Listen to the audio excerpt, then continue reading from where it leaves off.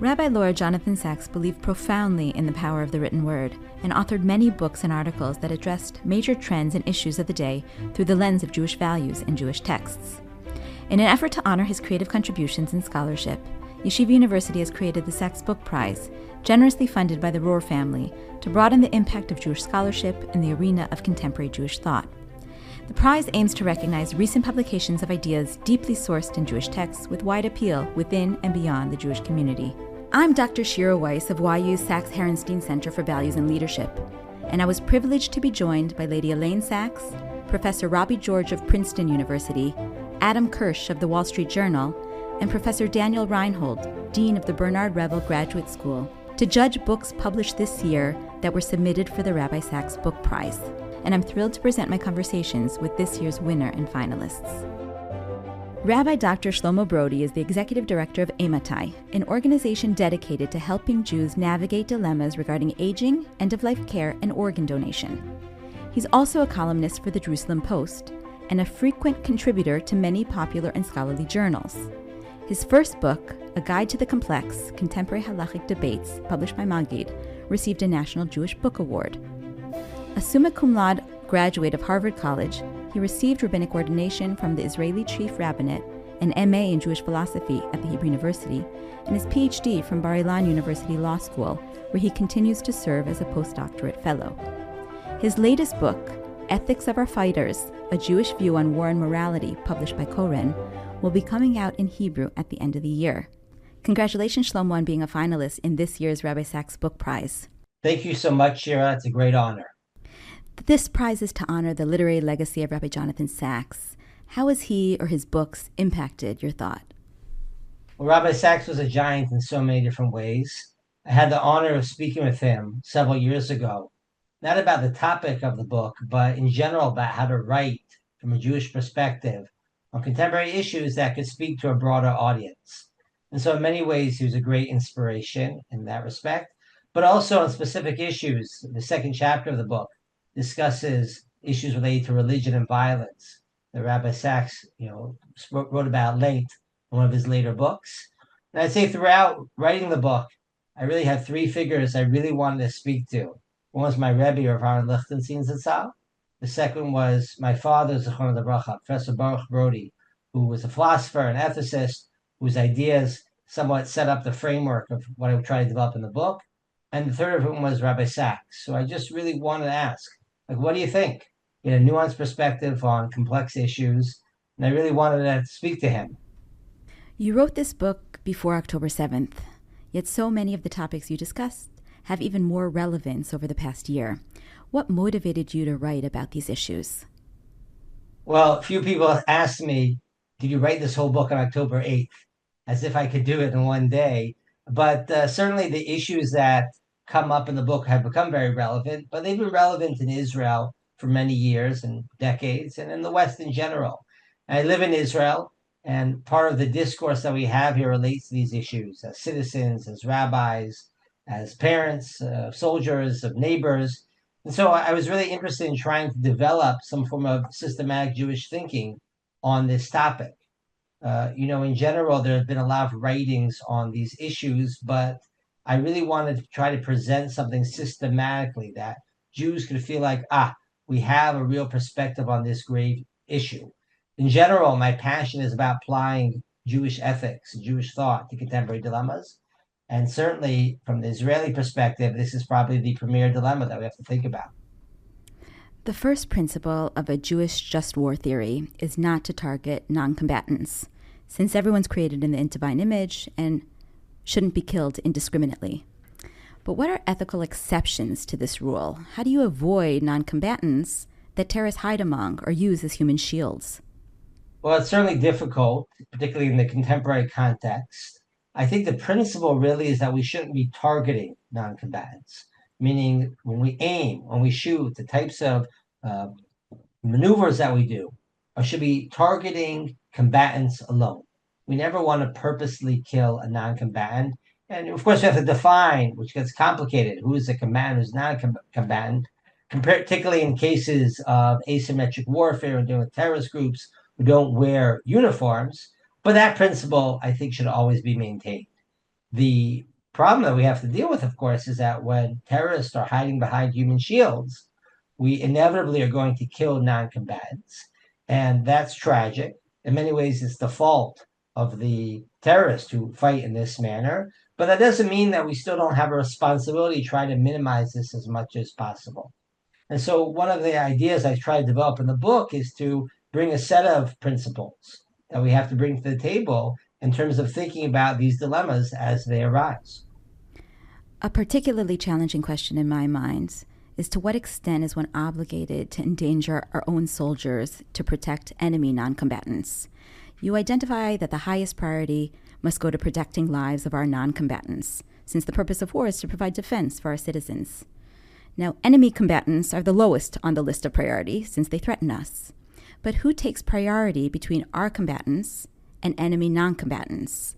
Renowned scholar of military ethics, Professor Michael Walzer, prioritizes enemy non-combatants and argues that our soldiers must jeopardize themselves to avoid enemy collateral damage. Explain your position in light of the IDF's code of ethics demanding soldiers to, quote-unquote, do all they can to avoid harming non-combatants. Well, this is a great debate in Israel and in America and around the world about who to prioritize in these circumstances. Professor Walzer and others take an orientation which prioritizes human rights. And the argument basically says is that a non-combatant, whether it's on your side or an enemy non-combatant, has done nothing to surrender their right to life.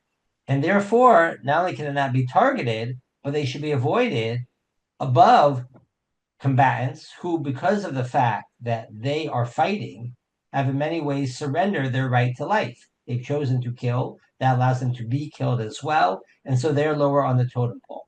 And I understand where that's coming from because you want to create a situation where we really don't target non-combatants. And that's part of what's generating this thought. But in my mind, in the mind of other ethicists, and I think that in the Jewish framework, we also have a competing moral interest. And that competing moral interest is to protect our people, who are both citizens and soldiers, who we have unique moral obligations to. In fact, soldiers in many ways are representatives of the people. Right? They're fighting on our behalf. And that being the case, when push comes to shove, I think we need to do all that we can to try to avoid enemy non-combatants. But there's limits. And one of those limits is that when push comes to shove, if we have to choose between endangering a non-combatant or saving one of our combatants, we should save one of our combatants. This has been a big issue in Israeli discourse as well. It comes up in a lot of different circumstances. I think the classic case is you're in an enemy territory, civilian area. You have three houses. One has combatants that are shooting at you, and two houses have non-combatants. Well, you send the soldiers door to door and try to figure out where the combatants are, the non-combatants, which is very risky. Or you take another approach which says pull back the foot soldiers and send an artillery or the Air Force, whatever it might be, take out all three targets, which of course will remove the threat, but also will kill non-combatants, not purposely, but inevitably. And we've tried to develop ways of dealing with this, like we use a lot now of like mini drones or robots to sort of send them in and sort of have the best of both worlds. And that's fine, that's great, and we should try to do that. But when push comes to shove, I do believe that our priority should be on force protection, on protecting our forces, who we have unique moral responsibilities to protect. Professor Walzer defends reprisal attacks in only very limited conditions against military targets, and he strictly prescribes targeting civilian lives or any other basic rights of the innocent. Now, more recently, you responded to Walzer's criticism of Israel's exploding Hezbollah pagers. How do you perceive the ethics of such attacks? Well, you get into here really difficult dilemmas. Reprisal attacks is sort of tit for tat. They did this to us, we give them back a piece of their own medicine, so to speak. And when it comes to terrorist groups, that, of course, would mean if we want to pay them back in kind to shoot indiscriminately. I'm against that. I don't want to shoot indiscriminately. I don't want to target non-combatants, even if they are doing it to us. And that's for ethical reasons. And by the way, on a strategic level, as I try to document in the book, it doesn't really work. I mean, this whole idea of, we sort of more terrorize the other side, break their morale by indiscriminately shooting. It hasn't really proven to work. But of course, there's a deep ethical issue, and I think that's a red line. The issue of, let's say, the beeper attack that came up in southern Lebanon with Hezbollah is a more complex issue because when you have fighters who don't identify themselves as fighters, but they're carrying a communication tool, in this case, a beeper, which identifies them as a member of that group. And of course, they're trying to communicate with people, not to update them on the Yankee score, right? They're trying to update them on activities and to mobilize them in a quick manner. So in that respect, it's hard to say that those people aren't combatants at that moment. Right. Professor Walzer and others want to err on the side of saying, unless you've proven that you're a combatant, then you're a non-combatant and shouldn't be targeted. But when terrorists choose to fight in this manner, and they give unique set of people communication tools, then I think that's a legitimate target to target these people through their beepers. Now, if Israel had said, we know they're giving out cell phones or beepers, let's blow up all the cell phones or all the beepers in Lebanon, that would be much more complex and morally difficult, because then you're sort of being indiscriminate. But here, there's a certain amount of distinguishment, because the assumption, which seems to have been true, is that those who had these beepers were in fact members of the fighting group who could be mobilized at any moment through that communication mechanism. So I was a bit disappointed in Professor Walzer's argument on this, and I think it raises a much broader question, which is, are we going to allow terrorists to utilize our moral consciousness and utilize that in a way to shield themselves from being attacked by purposely blurring the lines and not letting us do what we need to do? Or are we going to say, they blur the lines, when they blur the lines in this manner, but they've given us indication who is the fighter, we can target those people? I think that was the right decision that was made. It will take time to find out all the details of that attack in particular, but in general, I think that when there's an indication that this is a fighter and you're in the midst of war, those are legitimate targets. How effective is international law if it can be interpreted subjectively? For instance, the legitimacy of preemptive strikes or the ambiguity in the definition or criteria of proportionality, especially in asymmetric warfare. You write, quote, "Body counts are not a moral barometer, and extensive casualties do not indicate excessive behavior." And additionally, if international courts or war crime trials do not deter terrorists, what can be an effective deterrent? Wow. I mean, you're raising a big issue here. As readers of my book will see, I'm not a huge fan of international law. And it's not just the ambiguity of the language, which can be subjective to many different types of interpretation. It's the political nature of the institutions of international law that are quite problematic. It's sort of understood, if you look at what's happened in more recent years, that you're not going to target through these international bodies certain superpowers. No one's going after the Chinese or the Russians, or for that matter, Americans or Brits, who many people feel, I'm not saying they're right, but many people feel might have committed war crimes in different scenarios, let's say in Afghanistan or Iraq. And more or less the American administration said, we'll find ways to shut you guys down if you ever target our people. America might be right in that case, but it shows that this isn't quite the type of court of justice or the legal system that I think is something that we can really count on. The other issue, of course, that you mentioned is that the way these laws were formulated are subject to much interpretation, and there's a lot of political interest in interpreting them in different ways. It's particularly easy for people to interpret it in certain ways when they have no skin in any game, right? They're not involved in warfare. So you see a lot of people, let's say in places like France or Canada, wonderful countries. Right? I'm not against France or Canada, anything like that, but they haven't fought a war and had a threat on their territory in quite some time. And so it's very easy to think about, the rules of war in a manner when you don't actually have to apply it. So I'm deeply skeptical for those reasons of international courts of justice to actually provide some form of recourse to really providing justice. It's possible that in certain circumstances, it could help enforce judgments against those who've already been defeated on a military level. But I'm very skeptical that without a big stick, so to speak, right, without a real military defeat, is it going to help at all? Can you explain the dirty hands dilemma and how the best action to take in a military scenario may be an immoral one in order to prevent a greater harm?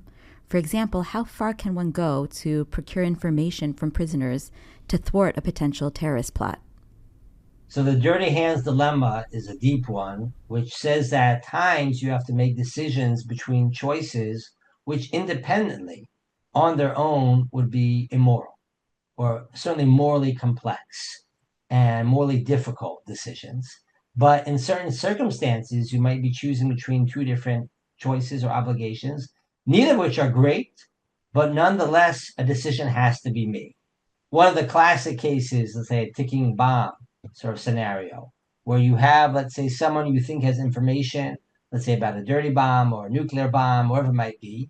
And that's, of course, a scenario which you cannot tolerate on a moral level, to have a situation where you have a nuclear bomb go off against their people. But in order to procure that information, you might have to do things which are normally illegitimate. Let's say torture, maybe threatening against not only the person who knows, but around their family, and other such types of tactics. And these are terrible situations. And one of the parts of the dilemma, of course, is deciding, well, which of these two evils, so to speak, is the better one to elect in this circumstance. But here's something which is very important to understand. It doesn't mean that even if you decide a decision, a pathway, which normally would be immoral, that in this circumstance, it's immoral to do it. Part and parcel of deep moral thinking is when you're dealing with situations which are not ideal, it might be moral to do something which in other circumstances would be immoral, but in this circumstance is morally justified.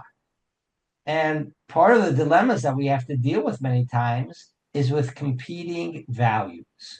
And part of the idea that I try to develop in the book in general, which I think would help people in Western discourse, is to recognize that sometimes we're not dealing between good and evil or bad values or bad actions, but we're dealing with morally complex situations which are going to take into account different values. And the ethical thing to do in a given moment is to choose what is the better ethical decision, recourse, in that moment.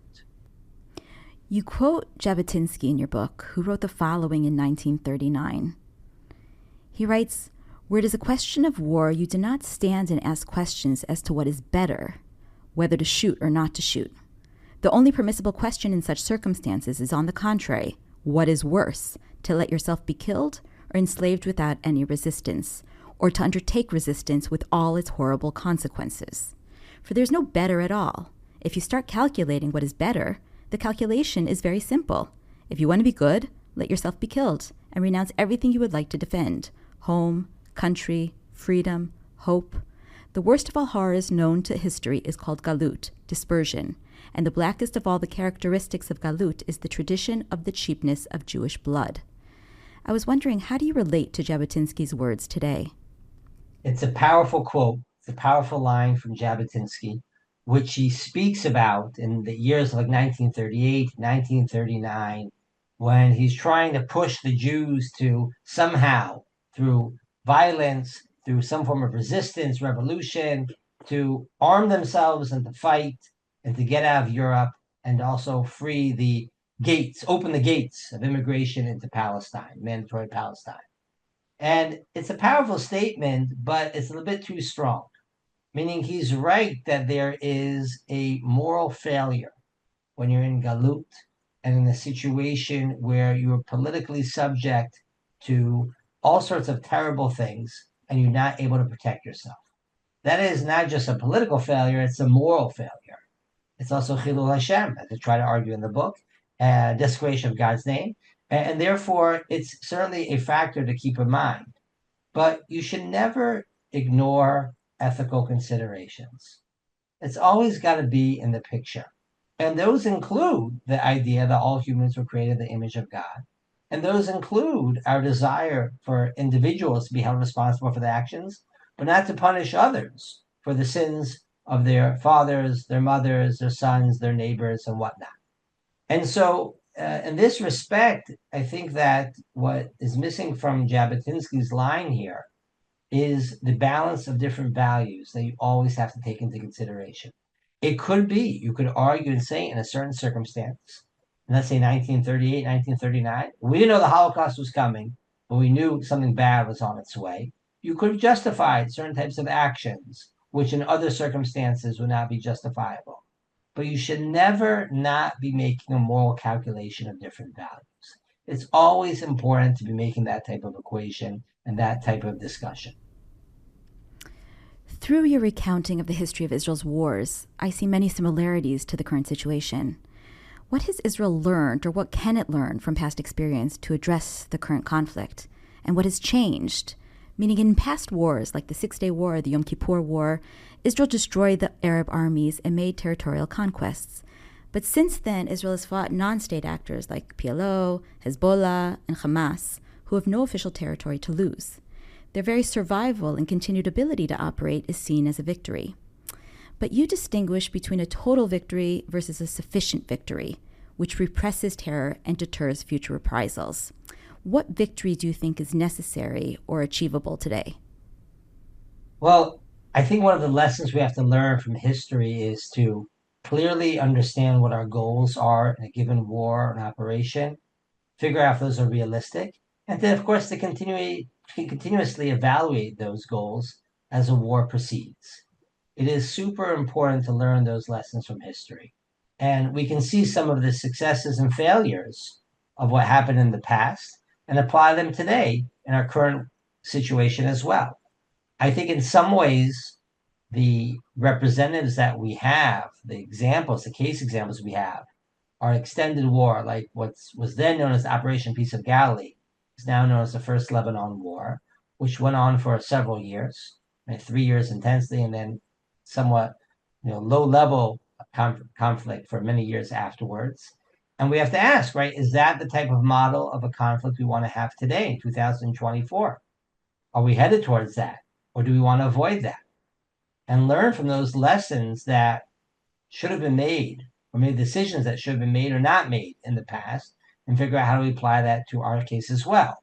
But we also have to learn from sort of short conflicts, like in 2006 and 2008, 2014, where you might have felt like we did something, but not enough. And so we want to try to balance those types of experiences and learn from those lessons and think about what do we know from those experiences and how to apply them to today. Now, of course, we didn't have in any of those circumstances the slaughter that we had on October 7th. But you always have to be thinking forward. Fighting war is about planning what you can do now for the future. It's not about fixing the past. The past is the past. You have to think now about what you can do to improve your security in the present and in the future, both short-term and long-term considerations. And so I think that one of the things we have to always think about is that what's driving and motivating us. Very important lessons from history. The feelings of revenge, retribution are real, they're understandable. They shouldn't be motivating us. What motivates us now is a sense of self-defense for the present and the future. What do we need to do to preserve our defense for now and the future? You wrote the following when describing the Lebanon War in 1982. Certainly it's best for a country to win its wars, but sometimes the best option is not to fight until the end, when the human cost of victory may be too great. Instead, one should cease fire and negotiate. If necessary, one must even need to unilaterally retreat. There's no moral obligation to fight only for the sake of victory. For this reason, just war theorists stress that the proportionality requirement entails an ongoing evaluation, not just a one-off assessment before the battle begins. After all, given the indeterminacies of politics and warfare, one can never know how things will develop. The justness of a war must be constantly assessed. How do you think these sentiments apply today? It applies greatly today. and it's a very important one, which is to say that as you go into a war and you go month after month, you always have to be asking, are we updating our goals? Are we realistic about what we can accomplish? And I actually think there's an interesting halachic parallel here when we discuss this idea that sometimes you have wars when you're being attacked, and those might be what you call a war of no choice. You've got to push them back. And then at some point, you have a situation where you have a war of choice. You can decide, does this make sense in this moment to keep on fighting, to fight at all and to keep on fighting? Which doesn't mean it makes it any less moral. The fact that you have a choice to keep on fighting doesn't mean it's immoral to say, oh, we're going to keep on fighting because we have certain goals that we need to accomplish. It just means that you always have to be evaluating that. And I think it's super important right now for Israel's leaders and for our population to think. We're well over a year into this current war. What are our goals? Given the realities that we see on the ground today, given the geopolitical realities, given the military realities, given the sociological realities in Israeli society, given the fact that you have a lot of tired and worn out soldiers and families, what do you do? Now, I have my own feelings on this issue, and but it's irrelevant in some ways, right? But it's the most important for people to establish a framework and to make those decisions. It's impossible for us to know all of the details as citizens of what's really going on in Gaza right now. How quickly could Hamas recover? How important would it be for them to have prisoners released from jails, right, and brought back to Hamas leadership? What's really going on with Hezbollah in Lebanon? Could we attack the nuclear reactors in Iran and actually accomplish something? I don't know the answers to those questions, but I think on a moral level, it's super important for us to always be asking. Your penultimate chapter discusses how media images cloud our moral judgment and how enemies are winning the propaganda war, since audiences neglect to consider moral culpability. I see this a lot in the U.S. media. What do you suggest can be done? It's a huge problem. It's not just in the formal media. It's in TikTok and Instagram, all social media, all these uncontrolled, mediums which have their value and their importance and their role, but are terribly dangerous. And in many ways, we're fighting an uphill battle. And this isn't just about Israel.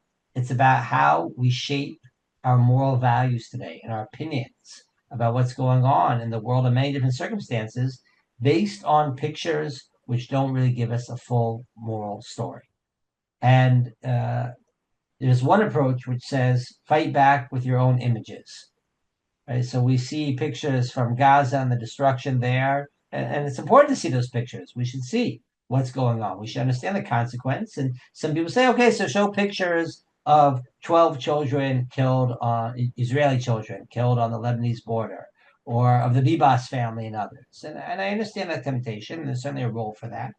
But I think that we, as thoughtful citizens, have to push back against this entire notion of being driven by images alone. It's terribly dangerous. And part and parcel of why we write books, and I try to write this book, is to create a sense of nuance and sophisticated thinking, which is accessible to all of us, to a broader population, in terms of thinking about the moral dilemmas that we face today. We've witnessed some extraordinary technological advancements over the past year, both offensively and defensively.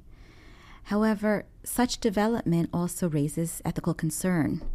Autonomous weapon systems can engage targets without human intervention, so troops are not endangered, which is amazing. But they can also be programmed to act even when human contact is cut off. So who bears responsibility for those actions? How can we utilize such advancements while retaining our humanity and moral accountability? This is a great concern of mine. I should try to write about in the afterword or the conclusion. And my feeling on this is that we have to have situations where there's always some form of moral responsibility. It needs to be a moral accounting of decisions made and some form of moral responsibility. Now, at times, we'll be able to figure out and say, okay, we know who made those decisions and who launched something or triggered something, that they have to bear responsibility for the possibilities of actions that can be taken. But at other times, we might not have an obvious solution, and we're going to have to create through, I think, convention, some form of moral culpability for actions. Because the nature of warfare, of all morally complex decisions, is someone has to be able to give a moral accounting for what was done. It doesn't mean someone has to be blamed. It's not all about being blamed or who should be punished. It's about who is supposed to give a moral accounting of these decisions. And what autonomous weapons and all sorts, and this is only true in the military areas, true in many other realms as well. This whole notion of having machines make decisions without any form of moral accounting is very dangerous. And so one of the things we're going to have to think as we move forward in these areas is how do we maintain moral accounting for these types of decisions, knowing fully well, by the way, that our enemies and many of those who don't think in ethical terms at all are going to be utilizing these tools as well. It's one of the great challenges, which I think if you bring multiple values to the table and a multi-value system, I think that Judaism offers, I try to present in the book, will have the tools to deal with these types of dilemmas. But it's only going to be possible if we're raising these ethical dilemmas now. These conversations have to happen now because what usually happens is technology advances, and by the time ethics catches up, it's already too late. Well, you could have a lot of dead people in this situation. It'll be too late. So it's super important for us to be having these conversations at this point. As I mentioned earlier, you wrote this book pre-October 7th. What would you change or add if you were writing it now, reflecting upon the past year? I think the biggest dilemma that I didn't speak about in the book is the issue of hostages and prisoner swaps, which is an issue I've actually written about in other forums and I've thought about a lot, but I actually don't think belongs in a book about military ethics when you're speaking about ethics on the battlefield, going to war and how to fight in war. It raises those issues, raise issues of civilian military relations, what we owe to our citizens, but they're not really meant to be in this context. One of the problems that Israel is facing is it's allowed that dilemma to become a part of its military and ethical strategy or its calculations, which is in many ways unique to Israel. And that's both good because it highlights how Israel cares about its citizens, but it's also bad. It's reflective of the fact that we've let our enemies take advantage of our soft spots, so to speak. And so I have a big dilemma of whether that should have been there or not. We're actually coming out with a Hebrew version of the book. And I've decided not to include that discussion in the Hebrew version precisely because it actually doesn't belong there. It's part of the problem of what we have in the situation we have today. Of course, it doesn't mean it's not a real ethical dilemma that we should discuss. But if you want to systematically lay out the ethics of how you fight, why you go to war, and what ways we fight war, it doesn't belong there. As a follow-up here, recalling back to the priority list that we spoke about earlier of combatants and non-combatants, enemies versus one's own soldiers, does the soldier have an ethical obligation to endanger himself to rescue a hostage or to potentially rescue a hostage when they wouldn't necessarily have an ethical obligation, from your perspective, to avoid harming an enemy non-combatant? So I think there's some level of obligation because what soldiers take upon themselves is the moral obligation to endanger themselves for the sake of protecting the people, protecting the nation. And that's part and parcel of what it means to be a soldier. But I don't think that's an unlimited obligation. There are limits of what we can demand from our soldiers and what we do for our citizens. There are times when we have situations where you might say it's just too dangerous. It can't be justified. You're risking too many soldiers to save one person. I think that this is part of the dilemma that we're facing today. It seems that there are cases when we do know the location of some of the hostages, and we don't send in the troops in part because we're afraid of harming the hostages, right? So that would undermine the whole purpose of the mission, but in part because we think it's too dangerous for the soldiers. And I think that's right.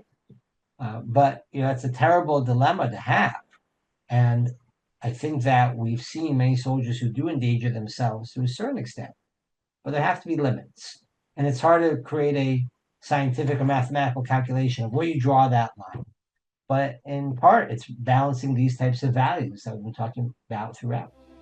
Thank you, Shlomo, for writing such an insightful and systematic work that helps us think through and navigate extremely complex ethical dilemmas that continue to arise during this challenging time. Congratulations again for your work. Thank you so much. Thank you for listening. Dr. Erica Brown, director of the Sacks-Herenstein Center, joins me in expressing our gratitude to the Rohr family, who appreciates the influence of books in shaping the Jewish future. We hope the Sacks Book Prize will catalyze more inspired and inspiring Jewish writing and scholarship.